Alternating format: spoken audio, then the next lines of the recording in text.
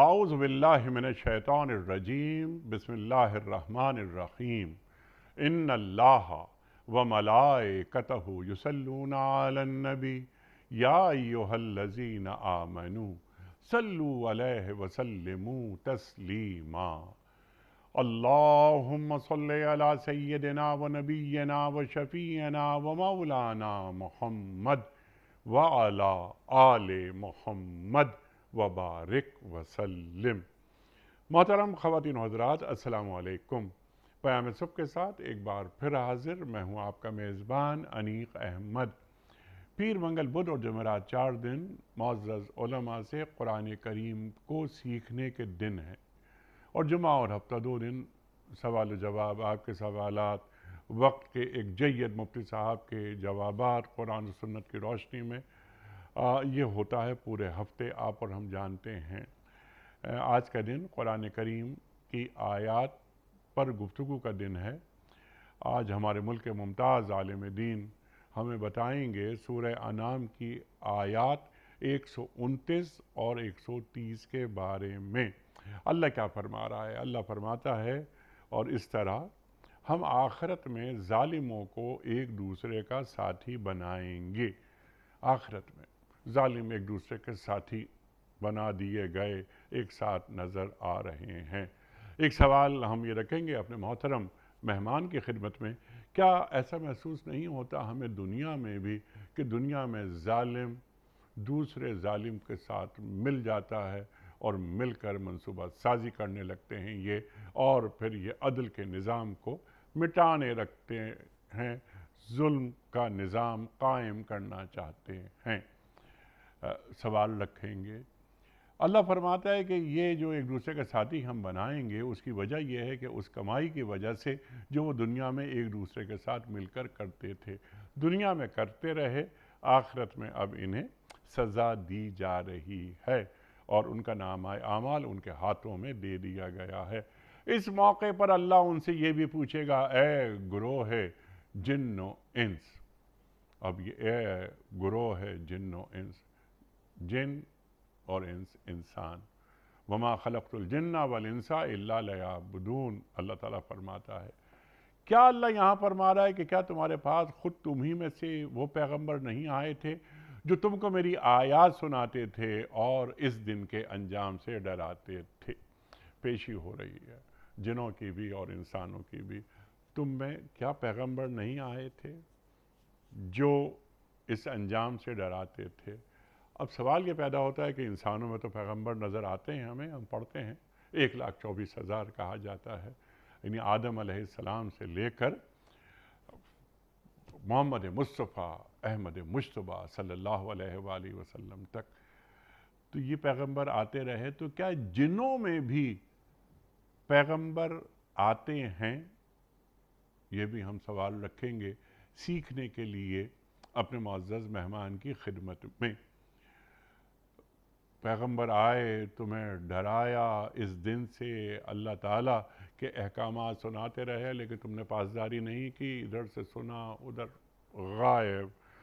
وہ جواب دے رہے ہیں، ہاں اپنے خلاف خود گواہی دیتے ہیں۔ اللہ اکبر، ہاں ہم اپنے خلاف خود گواہی دیتے ہیں۔ اپنے خلاف گواہی وہ خود دے رہے ہیں۔ وہ تو بدن کے اعضاء وہ بھی بتائیں گے کہ ہم نے کیا کیا کیا اس زندگی میں، جب تک یہ زندہ رہا دنیا میں یہ شخص، یہ اللہ تعالیٰ نے جو ہمیں اعضائے رئیسہ دی ہے، ان کا استعمال کہاں کہاں ہوا۔ آج دنیا کی زندگی نے ان لوگوں کو دھوکے میں ڈال رکھا ہے۔ دنیا کی زندگی دھوکہ کب بنتی ہے، اور دنیا کی زندگی فلاح کا راستہ کب بنتی ہے؟ ایک سوال یہ بھی انشاءاللہ ہم رکھیں گے، مگر اس وقت وہ بھی اپنے خلاف دیں گے کہ وہ کافر تھے۔ یہ اپنے خلاف گواہی دے رہے ہیں گناہگار، جس میں جنات بھی ہیں اور انسان بھی۔ اللہ اکبر کہ ہم کافر تھے۔ تو یہاں پر کافر کن معنوں میں آیا ہے؟ کیا نافرمانوں کے معنی میں آیا ہے؟ یہ بھی سوال ہم رکھیں گے محترم ڈاکٹر حماد لکھوی صاحب کی خدمت میں تشریف فرما ہیں لاہور سے ہمارے ساتھ۔ ڈاکٹر صاحب بہت شکر گزار آپ تشریف لائے۔ خواتین حضرات، ڈاکٹر حماد لکھوی صاحب سے کون واقف نہیں، ہمارے ملک کا جانا مانا محبوب مقبول نام۔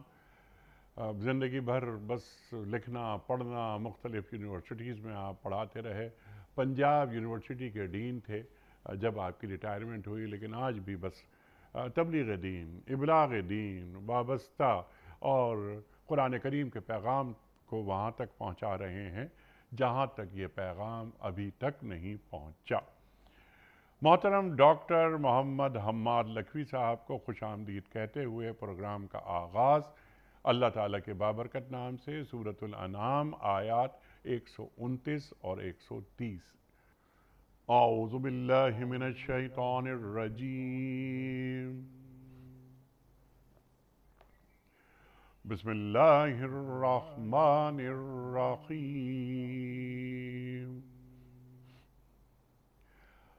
وَكَذَلِكَ نُوَلِّي بَعْضَ الظَّالِمِينَ بَعْضًا بِمَا كَانُوا يَكْسِبُونَ يَا مَعْشَرَ الْجِنِّ وَالْإِنسِ أَلَمْ يَأْتِكُمْ رُسُلٌ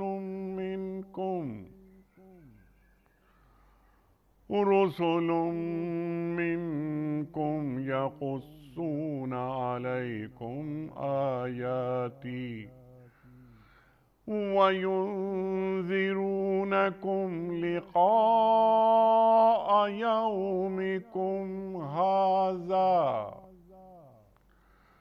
قَالُوا شَهِدْنَا عَلَىٰ أَنفُسِنَا وَغَرَّتْهُمُ الْحَيَاةُ الدُّنْيَا وَشَهِدُوا عَلَىٰ أَنفُسِهِمْ أَنَّهُمْ كَانُوا كَافِرِينَ۔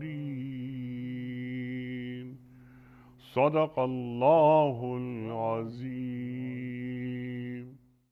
اور اس طرح ہم آخرت میں ظالموں کو ایک دوسرے کا ساتھی بنائیں گے، اس کمائی کی وجہ سے وہ جو دنیا میں ایک دوسرے کے ساتھ مل کر کرتے تھے۔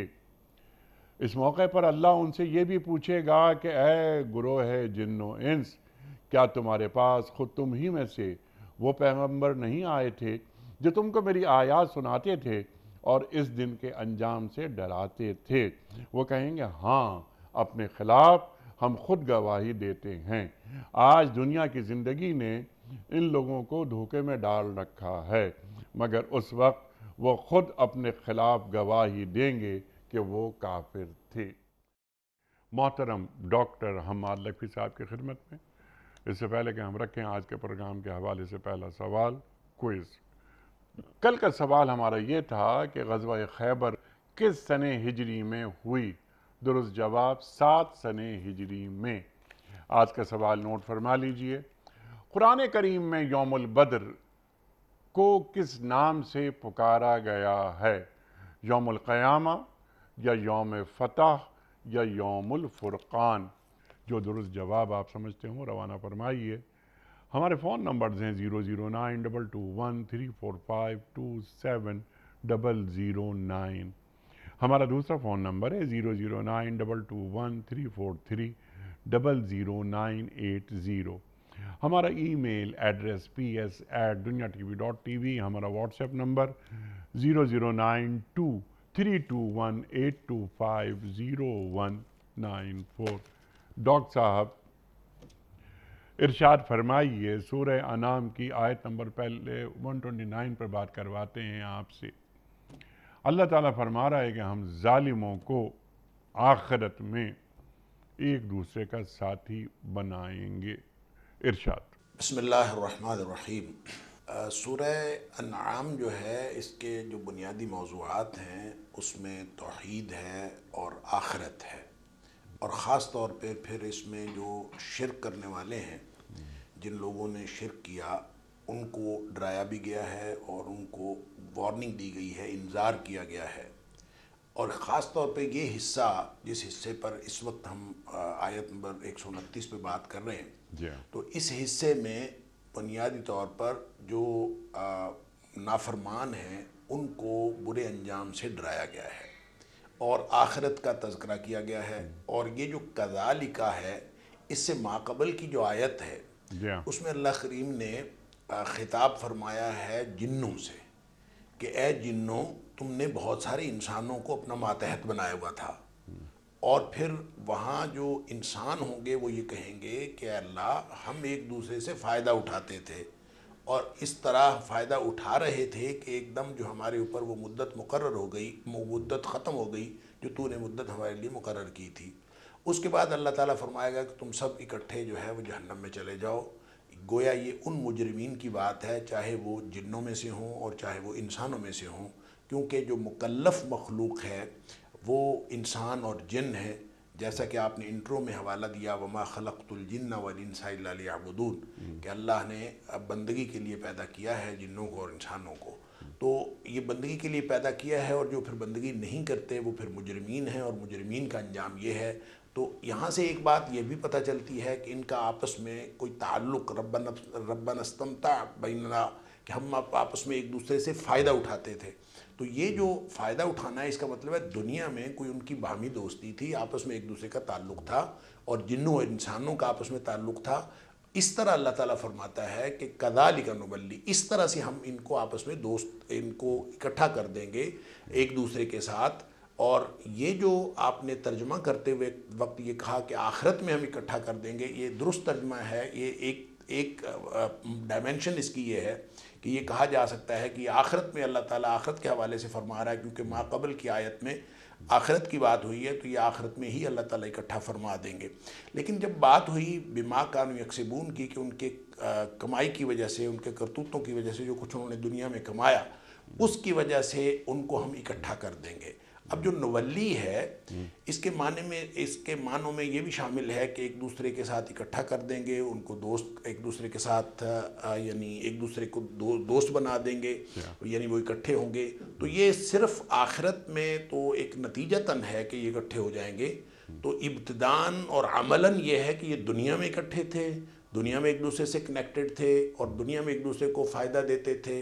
اور اس کا تذکرہ بھی پچھلی آیت میں ہو گیا کہ دنیا میں جن لوگوں کا گویا ظالموں کا تعلق ظالموں سے ہوتا ہے، اور منافقوں کا تعلق منافقوں سے ہوتا ہے، اہل ایمان کا تعلق اہل ایمان سے ہوتا ہے. جیسے کہتے ہیں کہ کند ہم جنس با ہم جنس پرواز. تو قرآن سورہ توبہ کے اندر اللہ تعالیٰ نے فرمایا کہ جو منافقین ہیں، المنافقون والمنافقات بعضهم من بعض، جو منافقین ہوتے ہیں اور منافق مرد اور عورتیں ہوتی ہیں، یہ سب ایک دوسرے کے میں سے ہوتے ہیں. اور یامرون بالمنکر، یہ ایک دوسرے کو برائی کی دعوت دیتے ہیں، اور ایک جو معروف ہے اس سے منع کرتے ہیں. وینہون عن المعروف، یہ ان کا طریقہ یہ ہوتا ہے کہ بالکل الٹ چلتے ہیں اس اصول سے جو اصول ان کو بتایا گیا.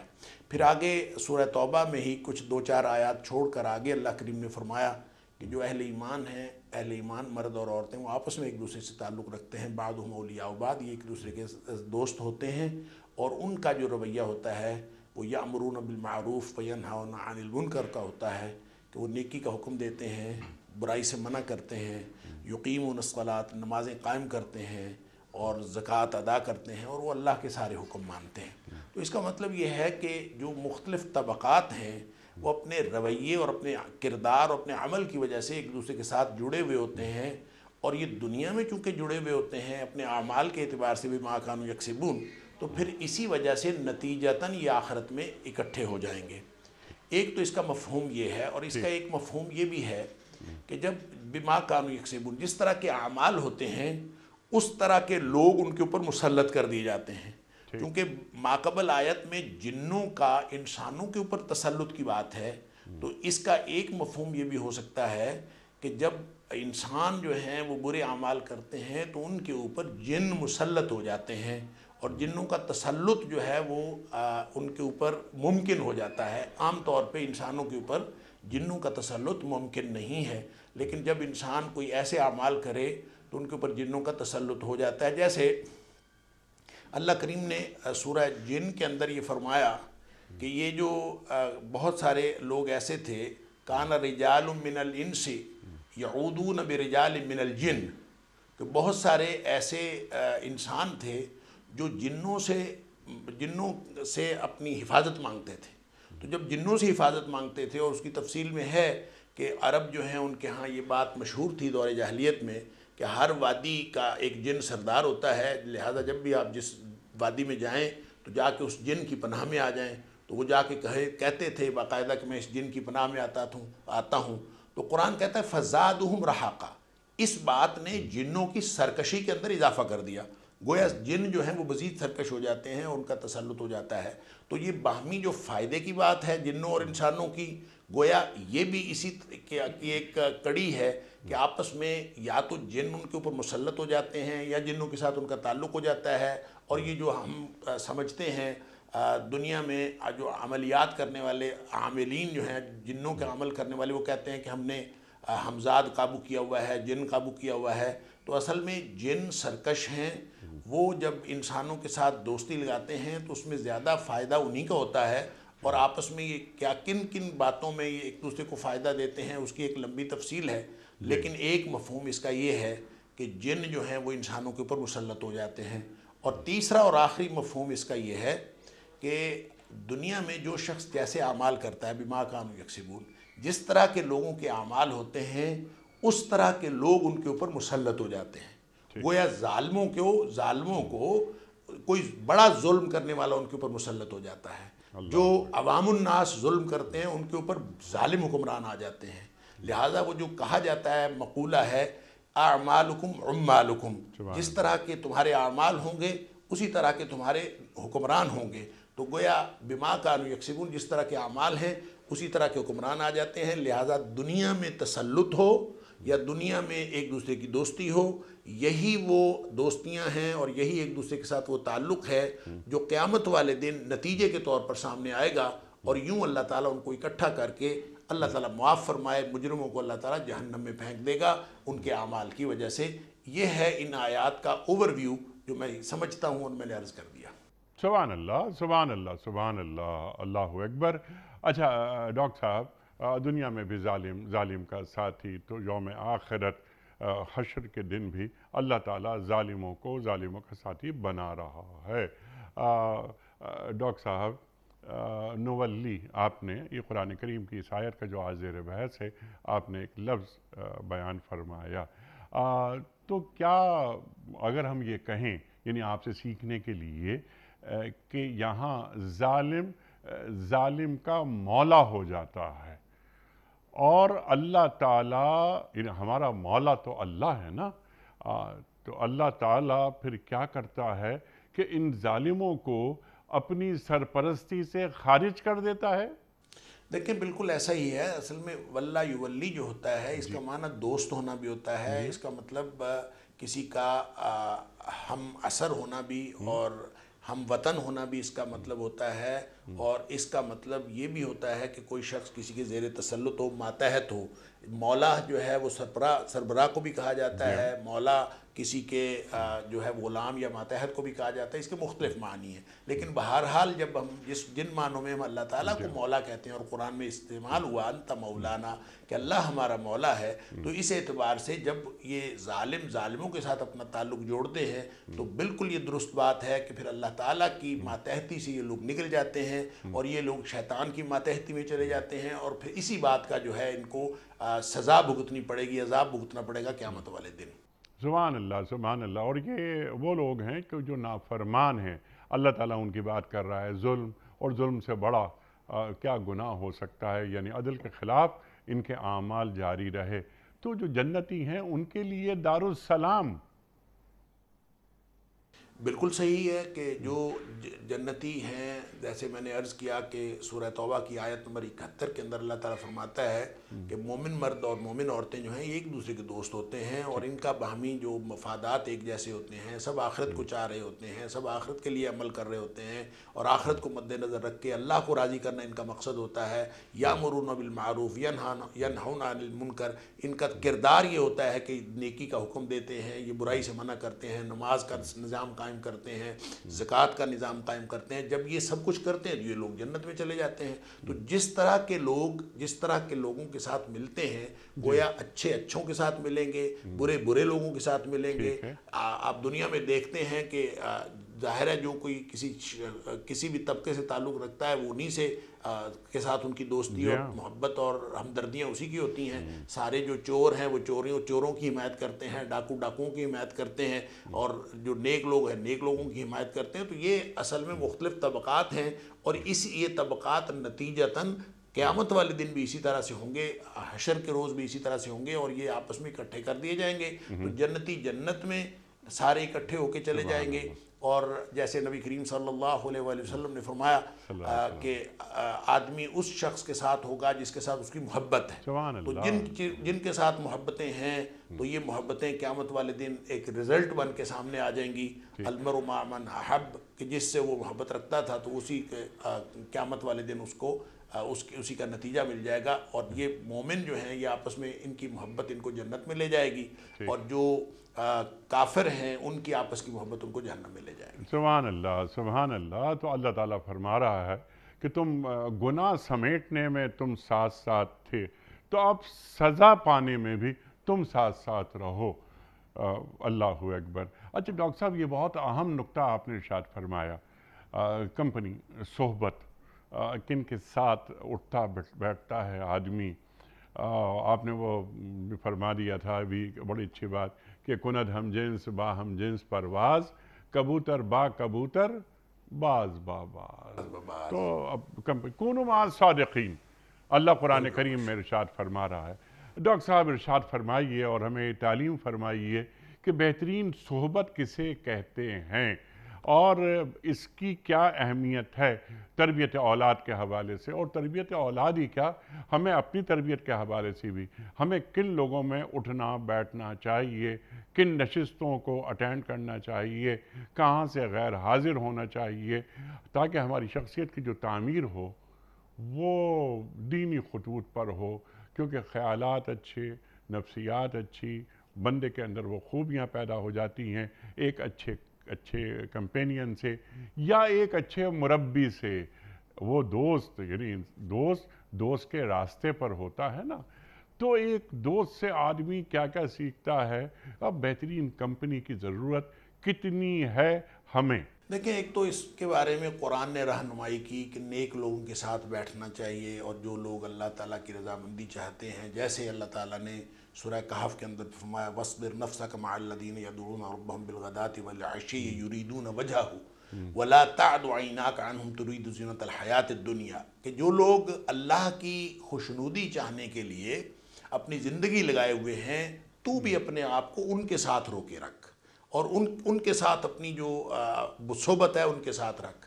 تو لہٰذا جو حکم ہے وہ یہ کہ ایسے لوگوں کے ساتھ دیکھیں، آدمی ان جیسا نہ ہو تو کم از کم ان کے ساتھ تو بیٹھ جائے۔ جیسے قرآن نے کہا کہ سورہ الرحمن میں یعرف المجرمون بسیماہم، کہ مجرم جو ہیں وہ اپنے چہروں سے پہچانے جائیں گے، اپنی ظاہری شکل سے پہچانے جائیں گے۔ تو اس میں بہت سارے مفسرین نے یہ لکھا ہے، اور یہ بات سامنے آتی ہے کہ انسان اگر اندر سے نیک نہ بھی ہو تو کم از کم شکل نیک لوگوں جیسی بنا لے، تو اس کا فائدہ یہ ہوگا کہ کم از کم وہ بظاہر نیک لوگوں جیسا لگے گا اور نیک لوگوں میں بیٹھے گا۔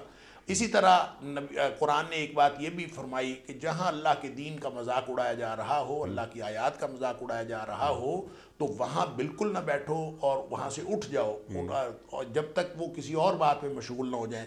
گویا ایسی مجلسوں سے اجتناب کرنا بڑا ضروری ہے جس میں اللہ اور اس کے رسول صلی اللہ علیہ وسلم کے احکام کا مذاق اڑایا جا رہا ہو، ان کی خلاف ورزی کی جا رہی ہو، اور ان سے بھی ترک تعلق کرنا یہ بہت ضروری ہے۔ اور جو ایمان کی علامت کے طور پر یا ایمان کے تقاضے کے طور پر نبی پاک صلی اللہ علیہ وآلہ وسلم نے فرمایا کہ تم میں سے جو کوئی بھی مومن ہے وہ فمن رأى منکم منکرا فلیغیرہ بیدہ، جو بھی کوئی شخص جو مومن ہے اس کے پاس اگر قوت نافذہ ہے تو برائی کو دیکھے تو اس کو دور کر دے، ہاتھ سے ہٹا دے۔ نہیں کر سکتا تو کم از کم زبان سے کہے، اور اگر زبان سے بھی نہیں کہہ سکتا تو کم از کم دل سے برا سمجھے۔ اور فرمایا وذالک اضعف الایمان، یہ ایمان کا سب سے کمزور درجہ ہے۔ کیا مطلب کہ کم از کم ایسی مجالس، ایسی محافل نوافل، ایسے کام، ایسے امور جو اللہ اور اس کے رسول صلی اللہ علیہ وسلم کی نافرمانی کے ہیں، آپ ان کو روک نہیں سکتے، آپ ان کو کہہ نہیں سکتے، آپ ان کو ختم نہیں کر سکتے، تو کم از کم برائی کے ساتھ آپ کمفرٹیبل نہ ہوں، آپ ان سے الگ ہو جائیں۔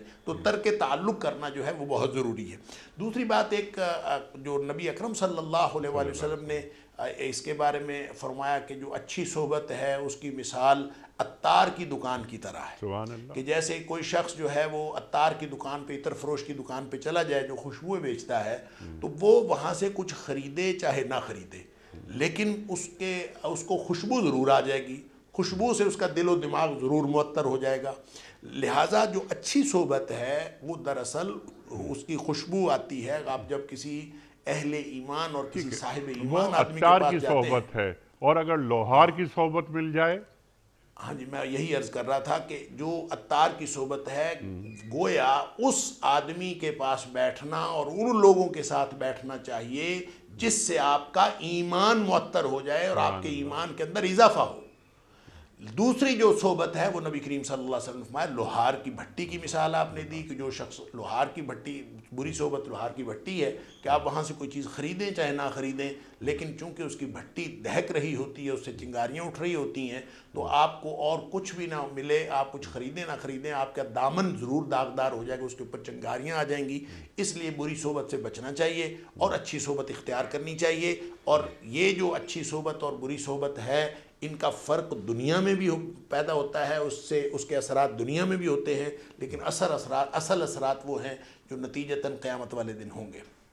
جی، اللہ اکبر۔ اچھا، اب اسی حوالے سے تربیت اولاد میں کیا ہماری توجہ اپنی اولاد کی جانب اس انداز سے ہے، جیسا کہ آپ نے ابھی بات فرمائی کہ کن صحبتوں میں ہیں ہمارے بچے، ہمارے بیٹے، ہماری بیٹیاں کہاں جا رہے ہیں، کن دوستوں سے مل رہے ہیں، کن صحبتوں کو اختیار کر رہے ہیں۔ ایک بات تو یہ تو اولاد کی ایکٹیویٹیز پر نگاہ رکھنا یہ کتنا ضروری ہے، اور ڈاکٹر صاحب اس کے لیے خود، یعنی بجائے خود والدین کی تربیت کتنی ضروری ہے کہ وہ اپنے آپ کو اچھی کمپنی میں رکھیں، ہفتے میں کم از کم ایک بار روزانہ ہی اللہ والوں کی صحبت اختیار کریں، قرآن کی محفل ہو اس میں جائیں، لیکن کم از کم ہفتے میں ایک بار جو محلے میں، علاقے میں درس قرآن ہو رہے ہیں، ہر جگہ ہوتے ہیں، ہر جگہ اہل علم موجود ہوتے ہیں، تو ان محفلوں میں اگر والدین خود جایا کریں، اور جب یہ بچے جو 18-20 سال کا اب میرا بیٹا یا میری بیٹی ہوئی، لیکن بچپن سے اگر وہ درس قرآن کی محفلوں میں جا رہے ہیں تو ایسا ممکن ہی نہیں کہ ان کے اندر قرآن نہ اترا ہو۔ ارشاد۔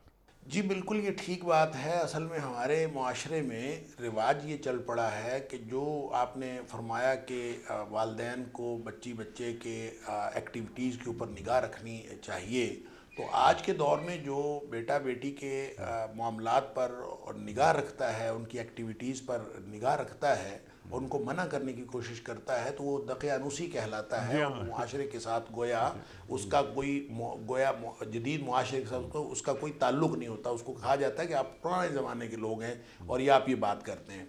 جہاں تک رہی بات، اللہ کریم نے ایک نظام دیا ہے، زبردست قسم سسٹم دیا ہے کہ دیکھیں 5 وقت جو نماز، فرض نماز ہے، وہ مردوں نے جا کے پڑھنی ہوتی ہے مسجد میں، لہٰذا لڑکے جتنے بھی ہیں وہ سارے اگر مسجد میں جا کے نماز پڑھیں گے تو مسجد میں ایک اللہ والوں کی گیدرنگ ہوتی ہے، اور وہ 5 وقت ہوتی ہے۔ اگر یہ 5 وقت ان کے ساتھ جا کے ملیں گے تو خود بخود ایک قلبی تعلق ان کے ساتھ قائم ہوگا۔ ایک جو گناہوں کی تطہیر ہے وہ الگ ہے، جو اس کے دیگر فوائد ہیں وہ الگ ہیں، لیکن یہ جو معاشرتی ایک گیدرنگ ہوتی ہے، ایک سوشل گیدرنگ ہوتی ہے، اور اس کے اندر سوشلائزیشن ہوتی ہے، انسان کا جو دل و دماغ ہے وہ نیک لوگوں کے ساتھ لگتا ہے۔ یہ 5 وقت کی یہ ایکٹیویٹی ہے۔ پھر ہفتے بعد جو جمعے کا اجتماع ہے، اس سے بڑا درس اور ہے ہی کوئی نہیں۔ اور جمعہ اصل میں اس کا مقصد ہی یہ ہے کہ کوئی شخص جو باقی 7 دن جو ہے پھر رہا ہے اپنے سارے معاملات میں، دنیا کے معاملات میں، تو ایک دن مسجد میں سارے اکٹھے ہوں، ان کو اس طرح کی گفتگو سنائی جائے اور اس طرح کی گفتگو ان کے ساتھ کی جائے جو ان کے ایمان کے اندر تازگی کا باعث بنے۔ لہٰذا جمعہ ہوتا ہی وہ ہے جس کے بعد انسان اپنی ایمان میں تازگی محسوس کرے، کہنے والا بھی اپنے ایمان میں تازگی محسوس کرے اور جو سننے والا ہے وہ بھی اپنے ایمان میں تازگی محسوس کرے۔ اگر تزکیہ نفس نہیں ہوتا، اگر ایمان میں کوئی ہلچل نہیں مچتی، تو اس کا مطلب یہ ہے کہ ہمارے جمعے بھی ہمارے اصل مقصد جو ہے پورا نہیں کر رہے۔ اس پہ بھی ایک لمبی بحث ہے، ایک اور کہانی شروع ہو جائے گی کہ کس طرح کے لوگ جو ہیں ہمارے امام بن گئے ہیں، کس طرح کے لوگ خطیب بن گئے ہیں، اور کس طرح کے لوگوں نے ممبر سنبھال لیے ہیں، اور کون لوگ جو ہیں وہ اب لوگ کس طرح کی باتیں کرتے ہیں۔ اگر کوئی اللہ والا، اللہ اور اس کے رسول صلی اللہ علیہ وسلم کی بات کرنے والا ہوگا تو پھر یہ جمعے کے اجتماعات بھی ہمیں اس بات کا فائدہ دیں گے۔ تو جس بچے کو شروع سے لے کر یہ ٹریننگ دے دی جائے، اس کو مسجد سے جوڑ دیا جائے، تو انشاءاللہ وہ بڑا ہو کے کبھی ضائع نہیں ہوگا۔ قرآن اور نماز اس کو خود بخود راہ راست پہ رکھ لیں گے۔ یہ شروع سے ان کو جوڑنے کی بات ہے، ان اللہ والوں کے ساتھ جوڑنے کی بات ہے۔ رہی بچیوں کی بات، تو بچیوں کی تربیت میں بھی نماز کا بڑا رول ہے، اور ان کو اگر اس طرح کی جو غیر محرم کا اختلاط ہے اس سے منع کیا جائے، محرم اور غیر محرم کا شعور دیا جائے، تو بہت سارے مفاسد سے بچا جا سکتا ہے۔ ابھی پاکستان کے اندر اس وقت بڑی بحث ہے، خاص طور پہ ایک جج کے فیصلے کے بعد لیو ان ریلیشن شپ جو ہے اس کے بارے میں بہت گفتگو کی جا رہی ہے، اور ایک جج نے ریمارکس دیے ہیں اس نور مقدم کیس کے حوالے سے کہ وہ چونکہ لیو ان ریلیشن شپ ہے، بہت سارے مفاسد کی جڑ ہے، تو چونکہ ہماری وہ سوسائٹی جو اپنے آپ کو ایلیٹ کلاس کہتی ہے، وہ ایلیٹ کلاس کے اندر لیو ان ریلیشن شپ ایک بڑی کامن سی بات ہے، ایک عام سی معاملہ ہے، لہٰذا ان کو یہ بہت اچھے نہیں لگے ان کو جج صاحب کے ریمارکس، لہٰذا ان کا خیال یہ ہے کہ یہ ایسا نہیں کہنا چاہیے، یہ لوگوں کی پرائیویٹ لائف کے اوپر ایک پابندی اور قدغن عائد کرنے والی بات ہے۔ تو بات اصل میں یہ ہے کہ جب ہمارا شعور اس قدر بگڑ جائے کہ وہ حرام تعلقات لیو ان ریلیشن شپ یا نئی اصطلاحات کے تحت جائز قرار پا جائیں، تو پھر آپ سمجھ لیں کہ معاشرے کو بگاڑ سے کوئی نہیں بچا سکتا، یعنی اور یہ پھر معاشرہ زنا بالرضا جرم نہیں ہے، بالکل زنا ایسے، بالجبر وہ جرم ہے۔ بالکل ایسا، اللہ اکبر، یعنی نوبت وہیں جا رسید۔ اب یہ گفتگو ہونے لگی ہے، اگر آپس میں یعنی ایک انڈرسٹینڈنگ کے ساتھ کوئی گناہ ہو رہا ہو تو وہ گناہ ہی نہیں ہے، تو یہ اپنے قوانین لوگ گھڑ لیتے ہیں کہ بھئی سوسائٹی ہی ایسی ہے، لیکن والدین کی ایک سخت نگاہ ہونی چاہیے اولاد اصل میں پر۔ انیس صاحب جب جہاں تک یہ زنا بالرضا اور زنا بالجبر والی بات ہے، اس میں اس کو یہ بھی دیکھنا چاہیے کہ ہم اصل میں 1979-80 سے پہلے ہمارا جو پاکستان کا قانون تھا، یہ چونکہ اسی قانون کا تسلسل تھا جو قانون ہم نے مختلف، کوئی انڈیا سے لیا، کوئی برطانیہ سے لیا، تو وہاں چونکہ ان قوانین کے اندر ایڈلٹری جس کو کہتے ہیں زنا بالرضا وہ جرم ہے ہی نہیں، اور ان معاشروں کے اندر آج بھی جرم نہیں ہے زنا بالرضا جو ہے، لہذا پاکستان کے اندر بھی وہ جو قوانین تھے اس میں زنا بالرضا کوئی جرم نہیں تھا۔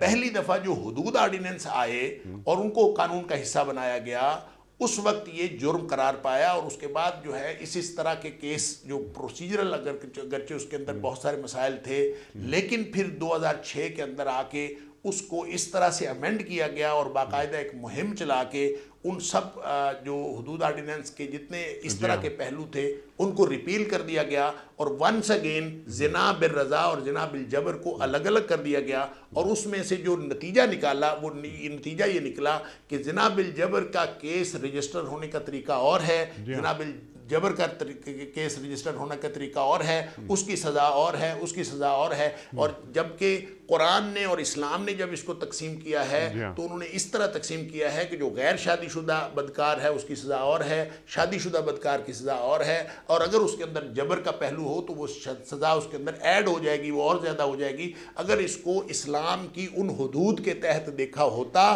تو شاید ہمارے معاشرے کے اندر اس قدر پریشان کن صورتحال نہ ہوتی۔ جی بہت اچھی بات کہی آپ نے، سبحان اللہ سبحان اللہ۔ 79 اور 80 میں کیا تبدیلی آئی حدود آرڈیننس کے حوالے سے، وہ تو دوسری بات ہے، اس پر گفتگو شاید نہیں ہونی چاہیے۔ ہمارے پاس جو قوانین، جس طرف آپ نے اشارہ فرمایا، ہمارے قوانین تو آتے ہیں قرآن کریم سے، یعنی قرآن سے اور صاحب قرآن سے، تو ہم یہ پاکستان کے آئین کو دیکھیں یا اللہ اور اللہ کے رسول صلی اللہ علیہ وآلہ وسلم کے فرمودات کو دیکھیں، ہمارے نزدیک مقدم کیا ہے، اور ہمارے آئین میں یہ بات موجود ہے صراحت کے ساتھ کہ کوئی بھی قانون اس ریاست میں خلاف قرآن نہیں بنے گا۔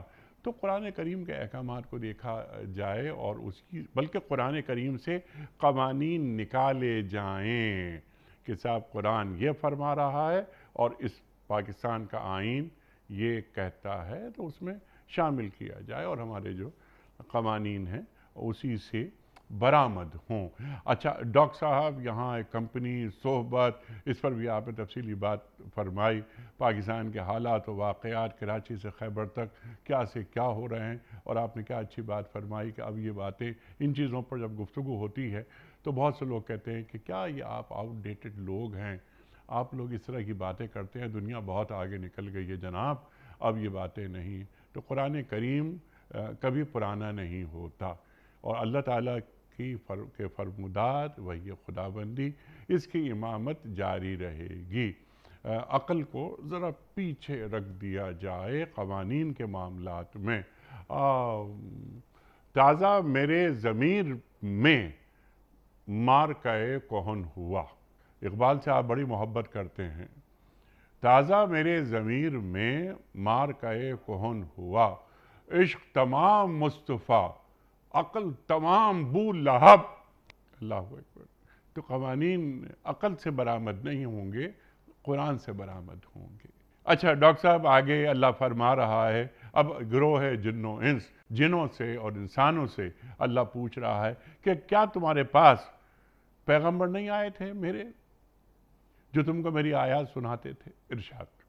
دیکھیں، پہلے اس سے پچھلی آیت میں صرف جنوں سے خطاب تھا اور پھر اس کے ساتھ انسانوں کو ذکر کیا گیا۔ یہاں خطاب جنوں اور انسانوں دونوں سے ہے، اور ساتھ یہ پوچھا گیا ہے، یعنی قیامت والے دن یہ پوچھا جائے گا۔ یہ قیامت والے دن کا مکالمہ ہے کہ اللہ تعالیٰ جنوں اور انسانوں سے یہ پوچھے گا کہ کیا تمہارے پاس پیغمبر نہیں آئے تھے جنہوں نے آ کے تمہیں ڈرایا ہو؟ تو ڈرانے والے نہیں آئے تھے، تو یہ سب کہیں گے کہ ڈرانے والے آئے تھے، گویا خود جو ہیں وہ اعتراف کریں گے اور کہیں گے کہ ہمیں دنیا کی زندگی نے دھوکے میں مبتلا کر دیا، وگرنہ ڈرانے والے تو آئے تھے۔ اب یہ جو ڈرانے والے ہیں، اس میں آپ نے ایک انٹرو میں سوال رکھا تھا کہ یہ جو رسول ہیں کیا یہ جنوں میں ہوتے ہیں یا انسانوں میں؟ جنوں میں بھی ہوتے ہیں یا صرف انسانوں میں ہوتے ہیں؟ دیکھیں، جہاں تک تو بات ہے اس دور کی جب زمین پر انسانوں سے پہلے صرف جن بستے تھے، تو یقیناً ان کو ڈرانے والے جن ہوں گے، کیونکہ اللہ تعالیٰ فرماتا ہے قرآن میں ام من امت الا خلا فیہا نذیر، کوئی بھی گروہ ایسا نہیں، کوئی بھی قوم ایسی نہیں جس میں ہم نے کوئی ڈرانے والا نہیں بھیجا۔ تو جب جن ہی اس دنیا میں رہتے ہوں گے تو اس وقت ان کے کوئی اگر پیغمبر ہوں گے یا ان کے کوئی ڈرانے والے ہادی اور رہنما ہوں گے تو وہ جنوں میں سے ہوں گے۔ لیکن جب سے انسان پیدا ہوا ہے، آدم علیہ السلام کی تخلیق ہوئی ہے، اور آدم علیہ السلام کی تخلیق کے بعد یہ نبوت کا سلسلہ جاری ہوا اور نبی اکرم صلی اللہ علیہ وسلم تک جاری رہا، تو ان میں کوئی جن نبی نہیں ہوا، بلکہ جو نبی ہوتا تھا یا جو رسول ہوتا تھا وہ جنوں اور انسانوں کے اوپر مشترکہ نبی اور رسول ہوتا تھا، اور جن بھی گویا انہی احکامات کے پابند ہوتے تھے، انہی کے مکلف ہوتے تھے جن احکامات کے انسان پابند ہوتے تھے، اور جو جن احکامات کو وہ آدمی، وہ مرد جس کو اللہ تعالیٰ نے انسانوں میں سے، جس کو اللہ نے نبوت عطا کی ہے یا رسالت عطا کیا ہے، وہ ان کے ذریعے جو احکام آتے تھے انہی احکام کی پابندی جنوں کے اوپر بھی ہے۔ اگرچہ وہ ایک غیر مرئی مخلوق ہے، بہت سب اس کی پیدائش آگ سے ہوئی ہے، انسان کی پیدائش مٹی سے ہوئی ہے، یہی ابلیس کو مسئلہ تھا۔ ابلیس نے اس کی ابتدائی آفرینش بحث بھی کی کہ مٹی بہتر ہوتی ہے یا آگ بہتر ہوتی ہے، اس نے کہا آگ بہتر ہوتی ہے اس کے خیال میں، تو یہ معاملات ہوئے۔ لیکن اب وہ مخلوق گویا احکام شرعی میں وہ پابند ہے ان رسولوں اور نبیوں کے احکام کے ذریعے سے جو اللہ تعالیٰ نے انسانوں میں سے دیے، اور اللہ تعالیٰ نے قرآن میں فرمایا ہے کہ وَمَا أَرْسَلْنَا مِن قَبْلِكَ إِلَّا رِجَالًا نُوحِي إِلَيْهِمْ، کہ ہم نے آپ سے پہلے بھی، اے حبیب صلی اللہ علیہ وسلم، آپ سے پہلے جتنے بھی ہم نے نبی بھیجے وہ سارے کے سارے مرد تھے، گویا انسان تھے اور مرد تھے۔ لہٰذا نبوت جو ہے نہ تو کسی عورت کو ملی اور نہ ہی کسی جن کو ملی۔ کیوں نہیں ملی؟ یہ اللہ تعالیٰ کی حکمتیں اللہ جانتا ہے۔ بہت سارے ایسے فوائد اور ایسے بظاہر حکمتیں نظر آتی ہیں کہ بہت ساری چیزیں ہیں جو اللہ تعالیٰ جنوں کو دے دیتا تو اس سے بہت سارے مسائل ایسے تھے جو انسانوں کے لیے پیدا ہو سکتے تھے. اسی طرح اللہ تعالیٰ خواتین کو نبوت دے دیتا تو بہت سارے ایسے مسائل تھے جو پیدا ہو سکتے تھے. لہٰذا اللہ اپنی حکمتوں کو خوب جانتا ہے اور اللہ کی جتنا حکیم کوئی نہیں دنیا میں. لہٰذا اللہ نے اپنی حکمت بالغہ کے تحت انسانوں اور انسانوں میں سے مردوں کو ہی نبی بنایا اور انہی کے ذریعے اللہ تعالیٰ نے وہ سارے احکام دیے. قرآن حکیم میں سورہ جن کے اندر اور پھر سورہ احقاف کے اندر اس بات کا تذکرہ ہے کہ اللہ کریم نے جنوں کو بھی یہی قرآن ان کے لیے بھی اترا اور جنوں نے قرآن سنا اور پھر وہ اس کے اوپر ایمان لائے. لہٰذا جو ایماندار جن ہیں وہ بھی جنوں میں سے ہیں اور جنوں میں سے کوئی اسی طرح سے بے ایمان اور کافر بھی لوگ ہیں. اور اسی طرح جیسے انسانوں میں سے کافر اور مسلمان ہوتے ہیں اسی طرح جنوں میں سے بھی ہیں اور اسی طرح ہی وہ اپنے انجام کو پہنچیں گے. جس طرح سے انسان جو ہیں اچھے انسان جنت میں جائیں گے اور برے انسان جہنم میں, تو جنوں کے ساتھ بھی یہی معاملہ ہے. لیکن رسالت و نبوت جو ہے وہ صرف انسانوں میں اور مردوں میں آئی. رسالت صرف انسانوں میں اور مردوں میں. اچھا ڈاکٹر صاحب, لقد کان لکم فی رسول اللہ اسوۃ حسنہ, اللہ قرآن کریم میں فرماتا ہے بہترین جو نمونہ ہے وہ سرکار دو عالم صلی اللہ علیہ وآلہ وسلم کی ذات اقدس میں موجود ہے قیامت تک کے لیے. تو جو انسانوں کے لیے ایک یہ جو اسوہ رسول کریم صلی اللہ علیہ وآلہ وسلم موجود ہے جو بہترین نمونہ ہے, تو کیا جنوں کے لیے بھی اسوہ رسول کریم صلی اللہ علیہ وآلہ وسلم بہترین نمونہ ہے؟ بالکل, نبی اکرم صلی اللہ علیہ وسلم کی حیات طیبہ ہی بہترین نمونہ ہے اور جنوں کے لیے بھی ہے اور انسانوں کے لیے بھی ہے. اسی لیے نبی پاک صلی اللہ علیہ وسلم کا قرآن سن کر وہ ایمان لائے تھے. اور جو سورہ احقاف کے اندر اللہ تعالیٰ نے ذکر فرمایا ہے کہ انہوں نے اس قرآن کے بارے میں اپنے جو جن کا شرح صدر ہوا جو ایمان لانے والے لوگ تھے انہوں نے جا کے اپنے جو قوم تھی ان میں جا کے انہوں نے داعی اور مبلغ کا کردار بھی ادا کیا اور جا کے ان کو کہا. اس کا مطلب ہے تبلیغ ابلاغ یہ سارا کچھ جو ہے وہ ان کے اندر بھی جاری رہتا ہے اور وہ اسی کے تحت جاری رہتا ہے جو شریعت اور جو اسوہ نبی اکرم صلی اللہ علیہ وسلم کا ہے اسی کے تحت وہ جاری رہتا ہے. اور یہاں جب ہم اس کو خاص طور پر اس تناظر میں دیکھتے ہیں جو سوال یہاں کیا گیا کہ ان سے یہ پوچھا جائے گا کہ تمہارے پاس رسول نہیں آئے تھے, تو یہ اس میں دونوں سے پوچھا گیا. تو اس کا مطلب یہ ہے کہ وہ رسول نبی اکرم صلی اللہ علیہ وسلم جو تشریف لائے وہ جنوں اور انسانوں دونوں کے لیے تھے اور دونوں اعتراف کریں گے کہ آئے تھے, ڈرایا تھا, لیکن ہمیں دنیا کی زندگی نے دھوکے میں مبتلا کر دیا. یہی وہ بات ہے جو سورہ ملک میں بھی اللہ کریم فرماتا ہے کہ جب کلما القی فیہا فوج سألہم خزنتہا الم یاتکم نذیر, کہ جب ان کے گروہ در گروہ جہنم میں ڈالے جا رہے ہوں گے تو جب یہ گیٹ پہ پہنچیں گے اس کے دروازے پہ پہنچیں گے تو ان کے دربان پوچھیں گے تمہارے پاس کوئی ڈرانے والا نہیں آیا تھا؟ اتنی خوفناک اور اتنا بڑا عذاب ہے, اللہ تعالیٰ معاف فرمائے, تو کسی نے ڈرایا نہیں ہے. تو یہ کہیں گے قد جانا نذیر, کہ ہمارے پاس آیا تو تھا ڈرانے والا لیکن ہم نے اس کو جھٹلایا. فقط ہم نے اس کو جھٹلایا. اعتراف کریں گے اور ہم نے یہ کہا کہ کوئی چیز نہیں ہے, کچھ نہیں ہے, کوئی مسئلہ نہیں ہے, تم ایسے بات کرتے رہتے ہو, اور پھر یہ اعتراف کریں گے, یہی والا اعتراف جو یہاں اللہ کریم نے فرمایا کہ لو کنا نسمع ونعقل ما کنا فی اصحاب السعیر, اگر ہم اس وقت سن لیتے اور سمجھ لیتے تو آج ہم جہنم والوں میں سے نہ ہوتے. اور یہی اعتراف جو ہے اس جگہ پہ کہا گیا ہے کہ وہ اعتراف کریں گے کہ ہمیں دنیا کی زندگی نے دھوکے میں مبتلا کیا بغیر نہ ہم بچ سکتے تھے. اللہ اکبر. وما کننا معذبین حتی نبعث رسولا. ٹھیک ہے ڈاکٹر صاحب, تو یہ اللہ تعالیٰ کی سنت ہے کہ جب تک رسول نہیں بھیج دیتے وہ عذاب نازل نہیں کرتا.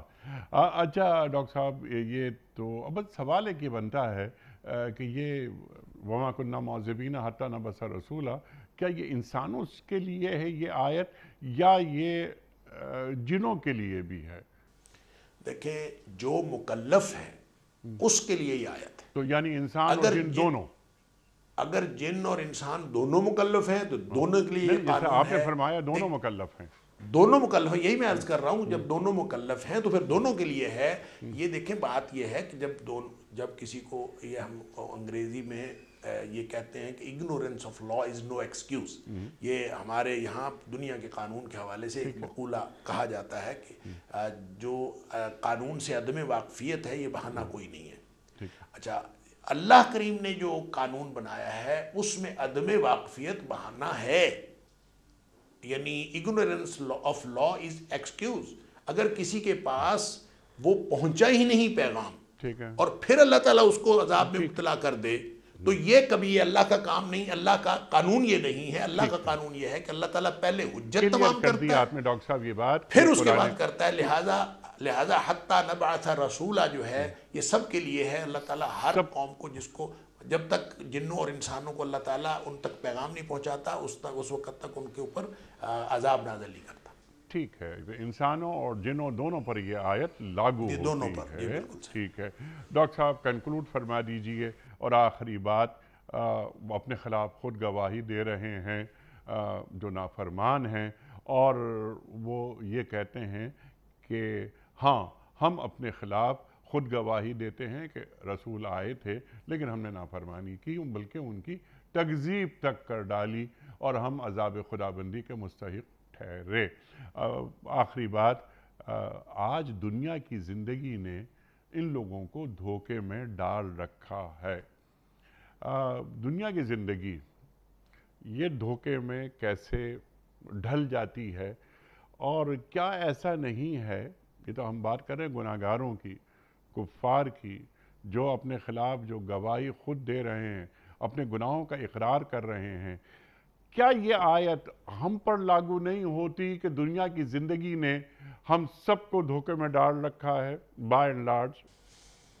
دیکھیں، جس کو دنیا کی زندگی نے دھوکے میں ڈالا ہے، اس کا مطلب یہ ہے کہ وہ اپنے آپ کو خسارے میں ڈال چکا ہے. ٹھیک ہے، قرآن نے صاف فرمایا والعصر ان الانسان لفی خسر، ہر انسان خسارے میں. لیکن وہ بچیں گے جو 4 طرح کے مراحل سے وہ نکلیں گے. الا الذین آمنوا وعملوا الصالحات وتواصوا بالحق وتواصوا بالصبر. اگر یہ چاروں باتیں ہوں گی، یہ انفرادی اور اجتماعی کردار اس طرف اس رنگ میں ڈھلا ہوگا تو پھر دھوکے سے بچا جا سکتا ہے. اس کا مطلب یہ ہے کہ دھوکہ سب کے لیے ہے، لیکن دھوکہ کھانا یا نہ کھانا یہ 2 الگ الگ باتیں ہیں. دنیا دھوکہ تو ہے، جیسے اللہ تعالیٰ فرماتا ہے اِنَّا جَعَلْنَا مَا عَلَى الْأَرْضِ زِينَةً لَهَا. یہ جو دنیا کو خوبصورت بنایا یہ ہم نے خود بنایا ہے.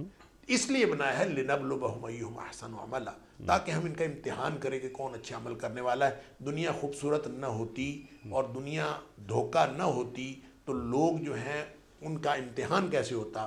امتحان اس لیے ہے کہ ایک طرف اللہ تعالیٰ نے دنیا کو خوبصورت بنایا ہے اور ایک طرف جنت کا اللہ تعالیٰ نے وعدہ کیا ہے، اور پھر اللہ تعالیٰ نے اس بات کا امتحان کیا ہے کہ کون اللہ کو یاد رکھتا ہے اس دنیا میں رہتے ہوئے بھی، اور اس دنیا میں رہتے ہوئے بھی اللہ کی خوشنودی کو اپنا مقصد بناتا ہے، اور کون صرف دنیا کے حصول کو اپنا مقصد بنا لیتا ہے. بالکل ترجیحات کیا ہیں اس کی. اچھا ڈاکٹر صاحب، ایک سوال بھی ذہن میں آ رہا ہے اسی آیت کے ذیل میں، یہ بھی ہمیں آپ تعلیم کر دیجئے کہ دنیا سے بے رغبتی کیسے پیدا کی جا سکتی ہے؟